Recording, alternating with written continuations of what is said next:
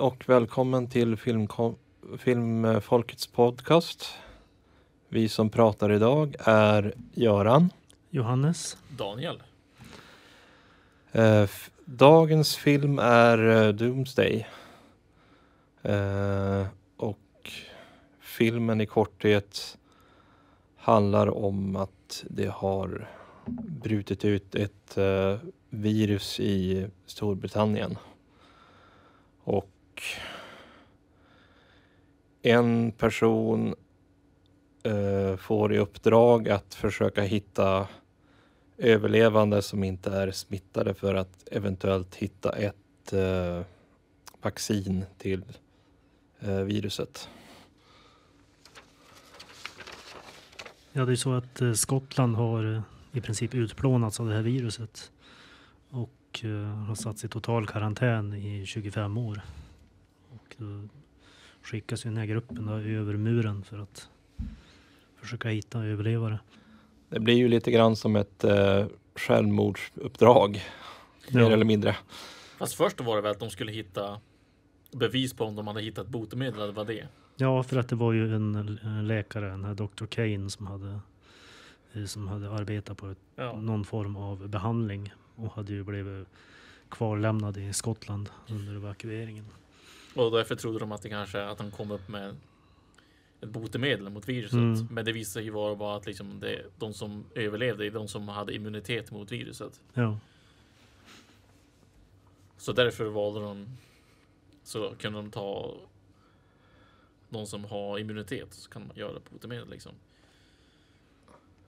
Ja, så har ju skotska samhället splittrats totalt och har ju reducerats till Mad Max-barbarer i princip. Ja, det är typ 2 faktioner. Ja. Medeltidsfaktionen och så har vi ju Mad Max. Ja, de ligger ju i princip i krig för att Dr. Kane har ju liksom etablerat ett feodalsamhälle till sin egen vinning. Och sen är de här barbarerna i princip, de är ju rebeller emot hans liksom brutala ordning. Och typ kannibaler. Ja, precis. Det finns inga good guys. Ja, men vilka illa allihop. Ja. Sen har vi det moderna samhället längst ner i London där viruset mer eller mindre har utplånat större delen av befolkningen. Ja, de har ju isolerat Skottland, men så har ju viruset spridits till London lika väl. Och då vill de ju komma åt ett botemedel för att stoppa liksom spridningen. Men samtidigt så är det ju så att sittande regering försöker utnyttja krisen och vill ju liksom sätta större delen av London i karantän, precis som de gjorde med Skottland. Och då är det premiärministern och den här andra typen, vad var den hette? Canaris. Var han sen vice premiärminister? Ja, typ något sånt där. Och de vill ju liksom utnyttja den här situationen då för att liksom stärka sitt grepp om landet.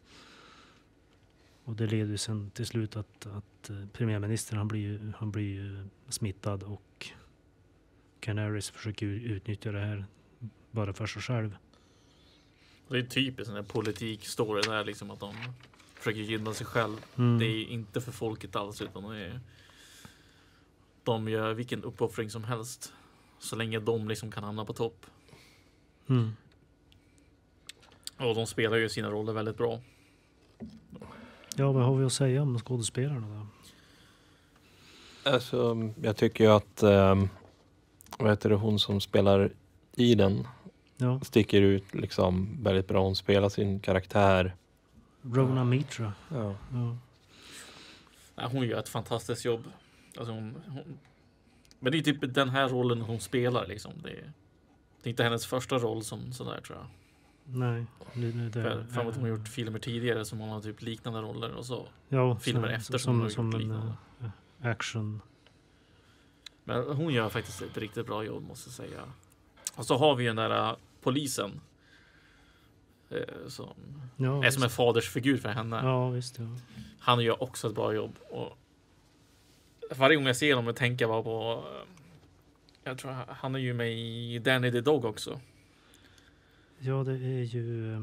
Jag har sett han på många ställen. Han spelar oftast liksom någon polis eller en gangster. Han gör också ett fantastiskt jobb. Jag gillar hans dialekt. Väldigt grov brittisk dialekt. Och han svär jämt. Bob Hoskins. Ja. Jag gillar hans röst också. Jag är en grov brittisk man. Mm. Sen Soul tycker jag liksom, han spelar ju liksom en väldigt galen... Ja, alltså han känns som en Mad Max-figur. Det är som att de har tagit han ur Mad Max och bara stoppat in han i en annan film. För det är precis en sån karaktär han har gjort liksom. Han spelar... Alltså jag känner igen han också, men jag kan inte sätta fingret på vart jag har sett den någonstans. Nej, precis. Han ser så fruktansvärt bekant ut. Det är liksom sättet han spelar på också. Så här typ... Jo, Det är smått sinnessjuk.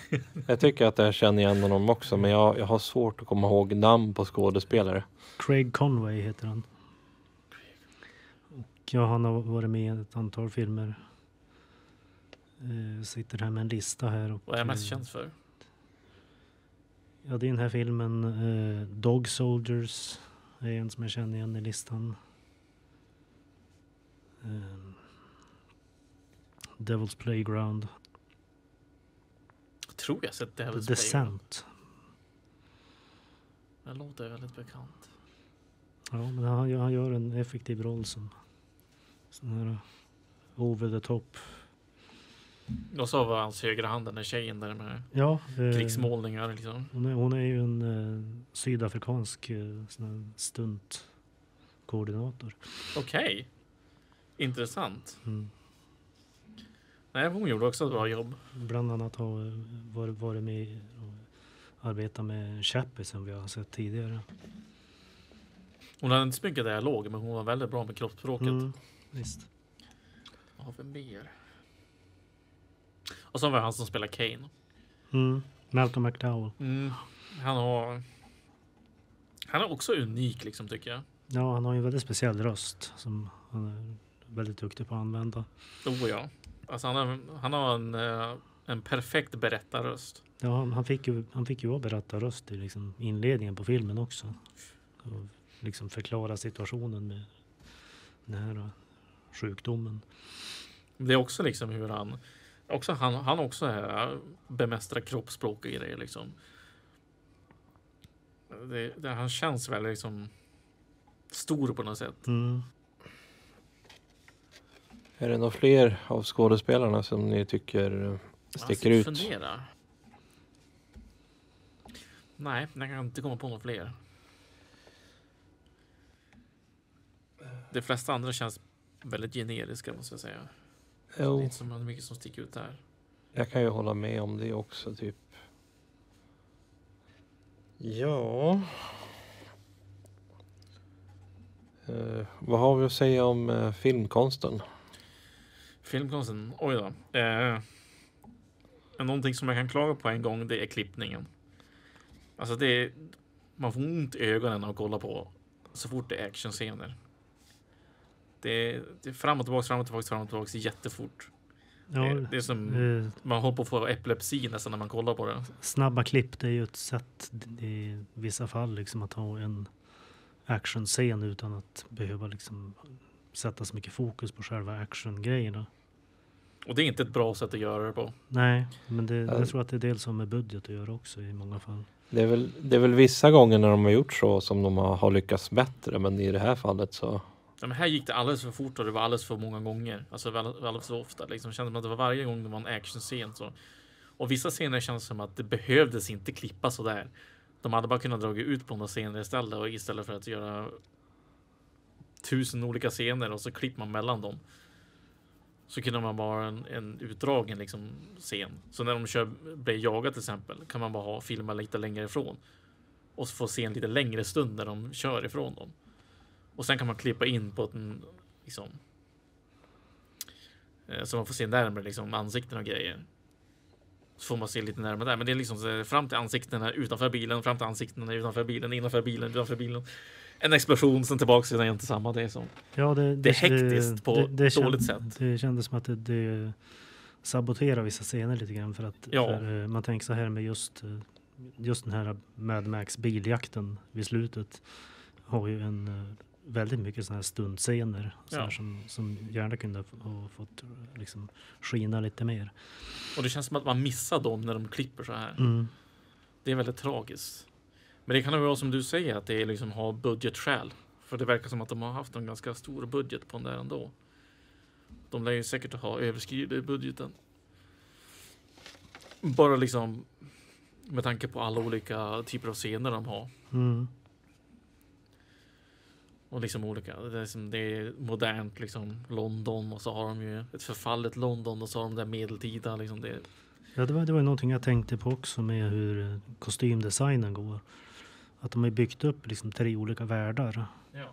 Med liksom det framtida London-situationen. Och det har de gjort snyggt. Ja, och sån här förfallna Glasgow då med barbarerna.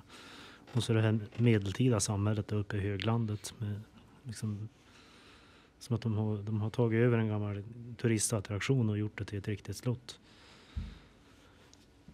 Och det här är ju någonting som är tråkigt med att om man inte har tillräckligt stor budget. För där hade de kunnat liksom dragit ut och gjort en längre film. Liksom så att man får se mer utav alla de här världarna.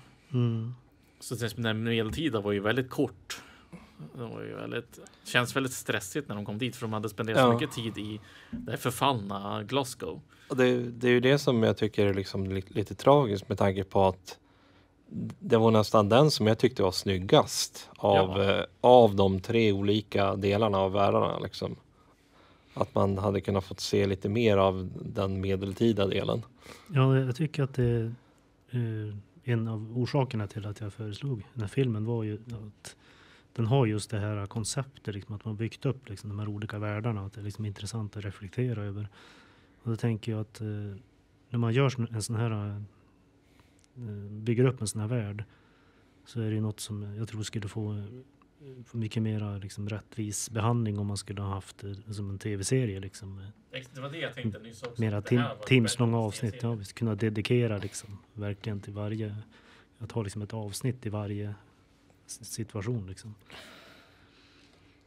Så, men alltså själva idén och allting är ju väldigt bra. Den är ju, som sagt, det lilla vi fick se liksom, av de här 3 olika världarna var väldigt snyggt. Hade det inte varit för den här förbaskade klippningen så hade det nog varit en mycket bättre film. Jag är också beredd att hålla med.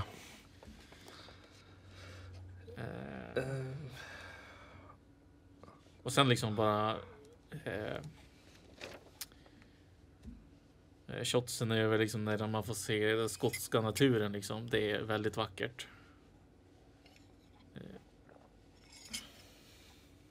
Ja, visst. Det var väldigt, väldigt fina liksom, naturscener. Så. Ja.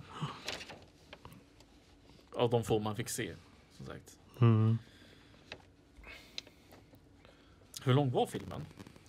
Drygt 1 timme och 40 minuter. Okej. Det känns lite kort ändå. Ja, det känns som att det här är väl en av de få gångerna som jag tycker att det hade varit bra om filmen hade varit lite längre. Annars så gillar jag liksom... 2 timmar borde den ju varit, tycker jag. Annars så brukar jag gilla liksom det gamla måttet på 1,5 till 1,45. Ja, men det är ju en sak om en film är lång. De har gjort den lång bara för att de vill att den ska vara lång. Eller och så en annan sak om den är lång för att den behöver vara längre. Det är dumt om man bara tvingar på någonting att vara långt. Det är som typiskt spel nu för tiden. Ja, men vi slänger bara massa skit bara för att det ska bli långt så att folk spelar det längre. För att folk inte ska klaga på att det finns ju ingenting att göra, det är så kort spel.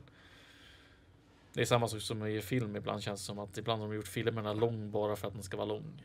Det är någonting som jag tänkt på också, att mycket med vissa mer moderna actionfilmer, då har man liksom mycket designfilosofi från liksom dataspelsvärlden och har liksom tagit till sig mycket liksom detaljtänk och manus och hur man bygger upp liksom saker och ting på ett helt annat sätt. Som har typ en lista man går på, det här ska vara med. Ja, för men att det ska liksom sälja, att, liksom. att göra en film som liksom gamer-generationen är intresserad av. Liksom. Det är någonting som jag la märke till bland annat i vad heter den? Det kan ju vara för att gamers spenderar mycket pengar. Ja, men, Jag menar, vi vill ju spendera pengar, så mycket pengar på alla spel och grejer. Då är ju gå och se en film inte så dyrt. Så därför är det ju stor chans att vi gör det. Helst om det är liksom någonting som ser intressant ut, som vi skulle tycka om i spel. Då blir det som... De vet vad som fångar uppmärksamheten. ja, visst. Och det säljer ju. Och då liksom vet de, ja, men de här sakerna måste vara med. Jag skulle lyfta ett exempel, men jag kommer inte ihåg titeln på filmen. Men alltså det är en sån här typ medeltida situation. Men de har ändå byggt upp filmen på ett sånt sätt så att den har väldigt tydligt flöde och med nästan som en bossfight på slutet. Men det har rätt i det. Nu när du säger alltså det känns vanligare nu för tiden att filmerna är så. Alltså det är som en nivåer filmen går igenom. Och så är det som en bossfight i slutet. Ja, lite roligt att du sa så. Det. Nej, men vad mer jag skulle säga med bildkonsten här var ju det att de har ju ett väldigt effektiv användning av liksom ljussättningen. För då har man i början så har vi ett situationen mycket mörker och liksom filmas på natten och sådär. Med mycket gatlyktor och annat som far. Men sen då när man kommer in i Glasgow, då har vi mera liksom solljus och allt det här med ja, som liksom spelar mellan husruinerna och bilvrak och så vidare. Det blir en väldigt dramatisk effekt. Det är mycket ljussättning med hjälp av strålkastarna från bilar och jo, men precis. Och sen de här höglandsscenerna, då är det liksom, då är vi liksom klart dagsljus med liksom en helt annan liksom designfilosofi. Och det är ju då man kommer till medeltid. Ja, visst. Och så att ha just det här kameraarbetet och att liksom lägga vinklarna som de gör blir ju väldigt speciellt. Och det är lite coolt att de la upp det här att de går igenom bunkern. Och sen när de kommer ur bunkern, det är då det blir som medeltiden riktigt. Ja, visst. Det är som att de tidsreser i tiden liksom. De kliver in i en annan värld liksom. Ja. Det blir som, de börjar med att gå igenom den här bunkern som en grotta med facklor då. Så kommer de ut på andra sidan och så blir det som hästar och riddare och allt möjligt. Det är väldigt snyggt gjort. Och om man ska hoppa över på musiken, då är det som att precis som bildkonsten så sväller den hela tiden liksom. Den går från någon lugn som bara sväller den uppåt hela tiden och så blir det som en liten nedsäpp, sen sväller den upp igen.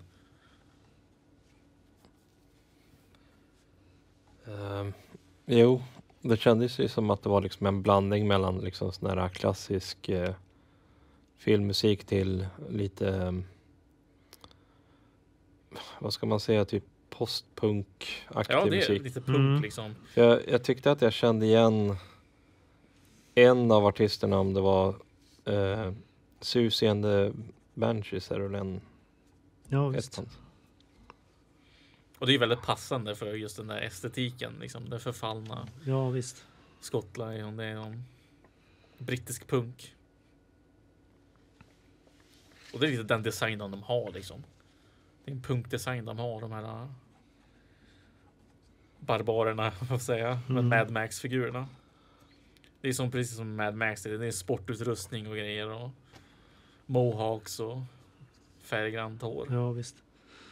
Soul, han har ju hans frisyr, det är ju inspirerat av en sån här, det som man säger mohawk, alltså typ irokeskrigare med de här nästan som en fjäderbuske i bakhuvudet. Ja. Ja, det var ju rätt bizarr, liksom lite komisk musik när han stod på scenen och höll på liksom och punkigt, och sen helt plötsligt går det till den här, vad heter den? Kan. Ja, visst. Han har ju tydligen satt upp någon sorts teatralisk rutin där för att underhålla sina undersåtar. Ja. Och när det kommer till ljuddesign är det väldigt mycket fokus på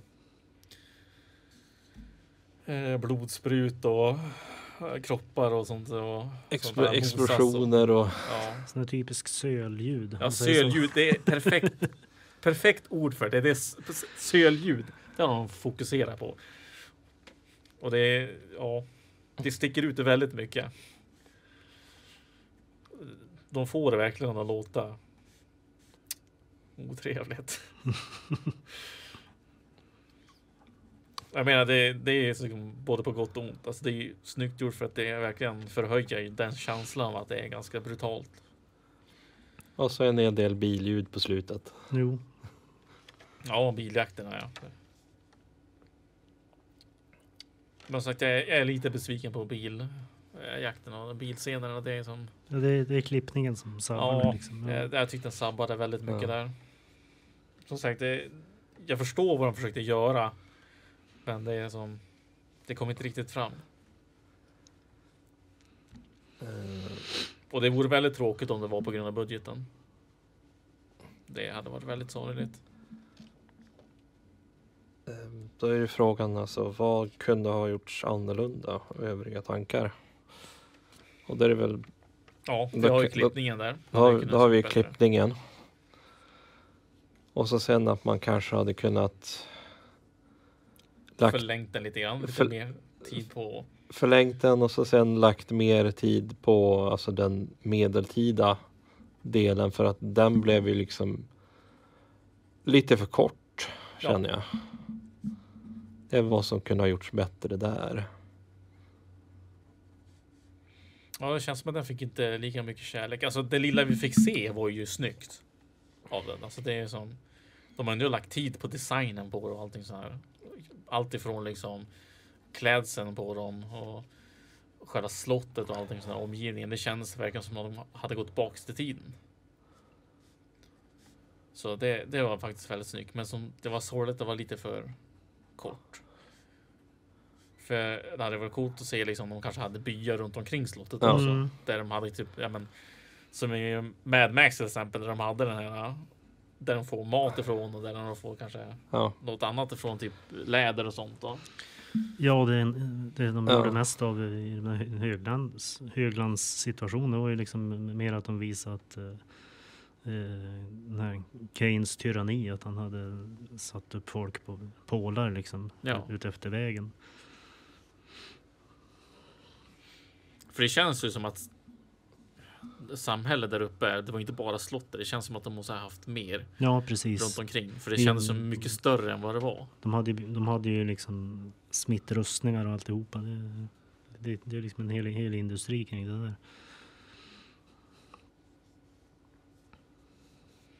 Så därför hade det varit trevligt att få se lite mer av det, som lite mer fördjupning. Så, som du nämnde tidigare, liksom hade funkat bra som en tv-serie. För då hade man ju liksom kunnat fördjupa liksom mer på alla delar. Alltså det är ju fördelar och nackdelar med tv-serier också. Det är ju, vissa gånger så drar de ju ut för mycket på... Jo, det har de inte liksom, det är tv-serier som till exempel, om vi tar Heroes som ett exempel. Jag tyckte den var bra i början, men sen liksom när writer-striken liksom började komma igång, och då började det bli mindre avsnitt och man fick liksom mindre att titta på. Walking Dead. Den kör de ju bara på också. Fast den borde ha inte varit så lång, tycker jag. Det känns som att de liksom... De hade liksom så här många avsnitt ska det hända så här. Sen var det som att de resettade dem där och gjorde samma sak igen. Fast på ett annat ställe. Men det är alltså, de gick efter en punktlista liksom, och sen nästa säsong samma sak igen. Då känns det aldrig som att det varit något nytt.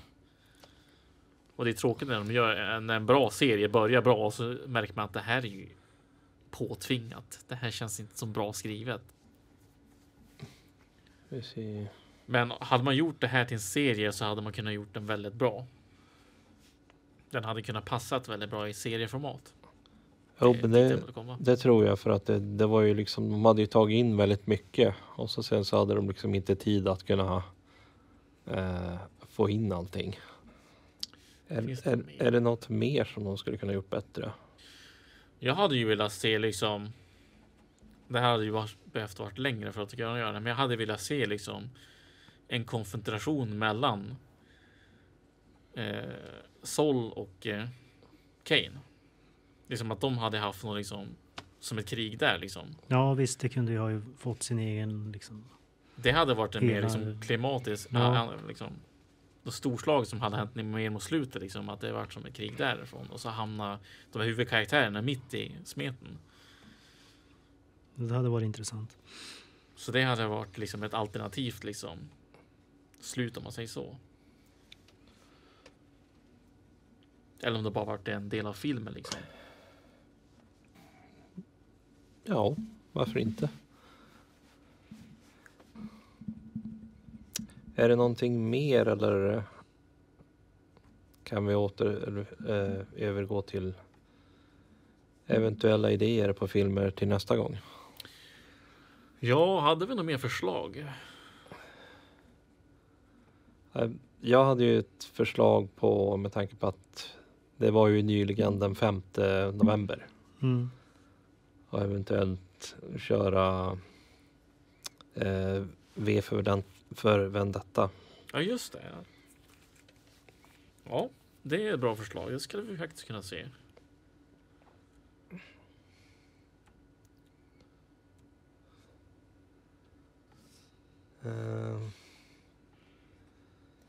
Ja. Och så hade vi de där från Dusk till Dawn eller typ de gamla zombiefilmerna. Mm. Jo, precis. För länge sedan jag såg den där första den där svartvita vad den hette. Är det Land of the Dead som är första? Night of the Living Dead. tänkte Night jag of the på. Living Dead är första. Och så har vi den där de gjorde om. Som de gjorde en nyare version av också. När de är köpcenter. Ja, just Dawn of the Dead. Dawn of the Dead. Ja, det var ju Zack Snyder som gjorde en ny version. Jag vill minnas att den var faktiskt riktigt bra. Ja, För att vara det liksom var- en remake på den. Det var Den var den. väldigt trogen till originalet. Ja, det kan ju vara kul att se någon av de filmerna också innan vi börjar komma in i julmånaden. Ja, visst. Ja, det är ju inte så långt bort. Så. Och då blir det ju Die Hard. Hela december. Ja, Ett alltså, bara ettan vi ser. Tvåan kan vi också se för den är också på jul. Ja, men båda tycker jag är bra. Så trean är okej också, men sen så har vi ju typ Fyran tycker jag är helt okej. Efter, Det är alltså, efter fyran som det spårar ur. efter fyran är hyfsat bra, men det känns som att det är liksom efter trean som det börjar lite grann att gå ut för. Och Ja, men det ska jag nog kunna ordna. Jag har nyligen köpt en hel box med Die Hard-filmerna. Så det... Men perfekt. ja. Jag hade ju någon idé att jag skulle vilja se den här vad är det? Christmas Horror Story med William Shatner. Ja, visst. Ja, just Om den det. går att få tag på något sätt. För att jag kollade på den för ganska länge sedan via Discord. Och det var ju liksom, jag tror det var 4 olika historier som de hoppade emellan. Och jag minns att de var rätt bizarr. Det är ju eventuellt någon gång någonting man kan se liksom innan det börjar bli avbrott för jul. Jo, visst. Jag ska se om vi inte har några fler idéer så kan jag ju önska er hej och adjö för den här gången. Yes. Ja, Hej då. tack för oss. Adjö.